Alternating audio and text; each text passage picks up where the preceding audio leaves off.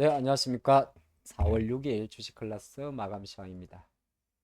오늘 제목을 보니까 주식이 왜 하락할까? 그렇죠.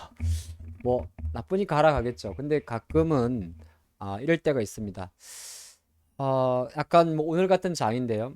지수를 한번 보고 있었습니다. 여러분들이 봤더니 코스피는 이렇게 좀 내렸어요. 보니까 1%가 내렸습니다. 그러니까 뭔가 좀 많이 내렸나 보다. 그래서 내가 뭐 어떤 종목을 갖고 있는데 그러네. 정말 지수가 음봉으로 좀 많이 길게 내렸어요. 그리고 우리가 조금 시세가 민감한 게 뭐냐면 5일 이동 평균선이라고 이야기합니다. 지금 화면에서 검정색인데 이렇게 5일 이동 평균선을 내려가게 되면 생각보다 지수가 하락하는 폭보다 하락하는 종목 수가 좀 큽니다. 그러니까 시장은 이렇게 오르락 내리락을 할 수도 있어요. 뭐 어떻게 보면 이날도 약간 올랐다가 다음날 1%, 이날은 한 0.1%네요.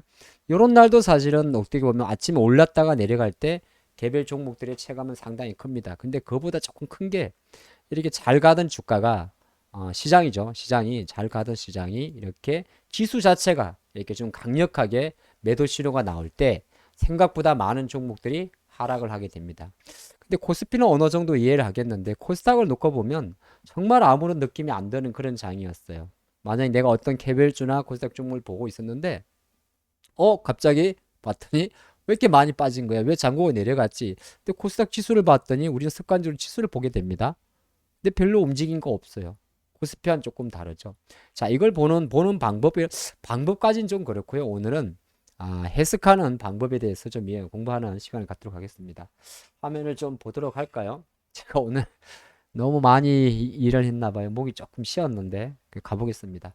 제일 먼저 보는 방법이 이제 여기까지 볼 필요까지는 없습니다만은 우리가 선물 옵션이라고 이야기해서 코스피 200 지수를 추종하는 선물 지수가 있습니다. 선물 지수가 보통 안정적으로 움직이면 플러스 마이너스 한 2포인트 전후 정도 움직이는데 이렇게 6포인트 정도가 움직이게 되면 생각보다 지수 기준으로는 1% 이상이 하락한 겁니다. 그리고 두 번째가 뭐냐면 만약에 선물 지수가 이렇게 종가, 지금 보면 종가가 이렇게 마이너스 6.6인데 그날의 저가 수준으로 마감했으면 변동도 큰데 저가 수준으로 마감했으면 아까 일봉에서 보시다시피 이런 봉이죠. 하락폭이 중요한 게 아니고 종가 저가냐가 되게 중요합니다. 종가 저가.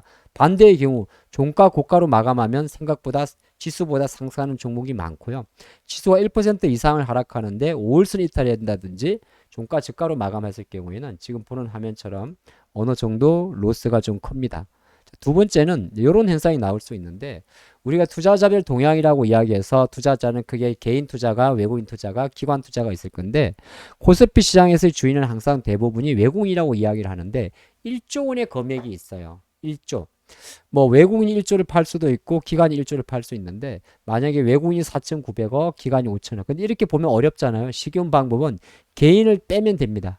개인 투자가가 코스피에서 9,500억을 샀다. 그러면 외국인과 기관의 매니저는 9,500을 판 거겠죠. 이런 경우 나왔을 경우 아까 같은 현상이 좀 생깁니다. 1% 이상. 코스닥은 사실 지금 2023년도 증시에서는 수급 분석을 할 수가 없어요. 그래서 코스닥은 예외. 그리고 선물 시장 같은 경우는 아까 조금 전에 여기서 이렇게 이제 고가 변동폭 한 3포인트 이상 그리고 종가 저가 수준을 하는 봤는데 두 번째는 이렇게 이런 게 있습니다. 보통 만계약이라고 이야기를 해요. 선물은 수량이 아니고 계약이라고 하는데 24,000개 이거는 외국인 기준입니다. 코스피는 통상적으로 외국인 기준인데 합쳐도 되기 때문에 기관 순매수, 개인 순매수 금액을 마이너스라고 하면 됩니다. 그러니까 9,500을 샀으면은 마이너스 그 외국인과 기관은 1조 원 금액을 매도를 한 게 되는 거고 선물 시장에서는 보통 만계약이라고 이야기를 해서 보통 만계약에 넘어가는 포인트 지금 24,000 계약이죠.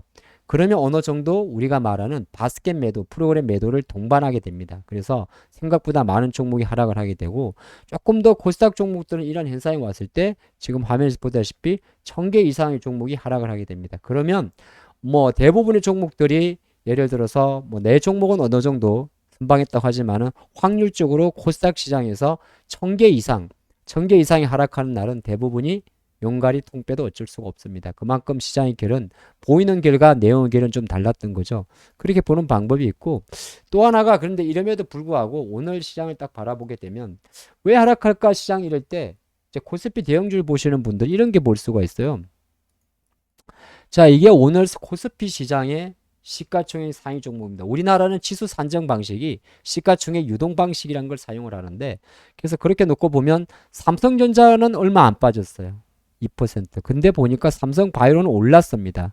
결과적으로 코스닥 시가총, 코스피 시가총 1위부터 14위까지 놓고 보면 아무것도 안 보여요. 뭐가 보이냐? 딱 보이는 거는 뭐냐 하면은 어제 좀 많이 올랐던 SDI가 4% 정도 하락한 거.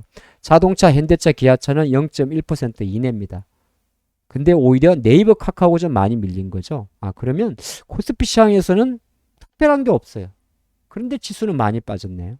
왜? 삼성전자 2.5%가 전체 비중. 그래서 삼성전자와 오늘은 삼성그룹주가 코스피 쪽에서는 좀 많이 빠졌습니다. 그리고 네이버, 카카오 어떤 바스켓 매너가 들어왔다는 걸 알 수가 있고요. 코스닥 같은 경우는 코스피보다는 조금 간단해요. 아무것도 안 보입니다. 이걸 보시면 코스피는 빨간 종목이 더 많아요. 에코프로에 비하면 5%, 에코프로는 1.3%, LNF만 4%, 카카오게임즈 3.3%, 펄어비스 3%. 요즘 시장에 주인이 있던 친구들이 아니죠. 그런데 이상하게 내가 갖고 있는 코스닥 종목들은 많이 빠졌어요. 그거는 왜 그러냐면 시장이 지금 현재 결 자체가 코스피 쪽은 어느 정도의 정석이 통합니다. 워낙 삼성전자라든 일부 지수가 땡겨졌던 거고, 코스닥 같은 경우는 이렇게 보게 되니까 아무것도 안 느끼는 게 이게 지금 현재 장세의 특징입니다. 코스닥 시가총액 배터리의 힘을 의미하는 거죠. 그래서 오늘 같은 장에서는 제가 함께 하고 싶은 내용은 뭐냐면 조금 어렵네요. 조금 어려워요.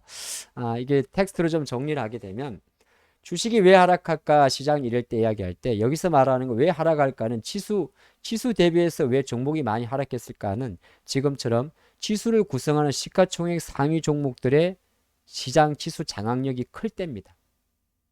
그리고 두 번째 투자 아이디어는 이런 현상이 나왔을 때 우리는 어떻게 하는 게 좋습니까? 라고 이야기를 하게 되면 기왕이면은 덩치가 큰 종목들 시가총액에 영향이 긍정적으로 미치는 쪽으로 본인의 포트 밸런스를 맞춰가야 돼요. 어렵죠? 주식이 이래서 때론 어렵습니다. 오늘은 여기까지 하겠습니다.